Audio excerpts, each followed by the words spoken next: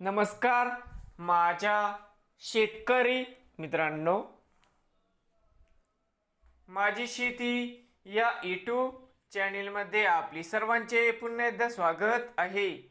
आज आपण बघणार आहे कांद्याचे बाजारभाव। महाराष्ट्र राज्यातील कृषी उत्पन्न बाजार समिती मुंबई येथील आजचे कांदा बाजारभाव म्हणजे दिनांक 3 जुलै 2026। सर्व शेतकऱ्यांनी हा व्हिडिओ संपूर्णपणे बघा, कुठे स्किप करता।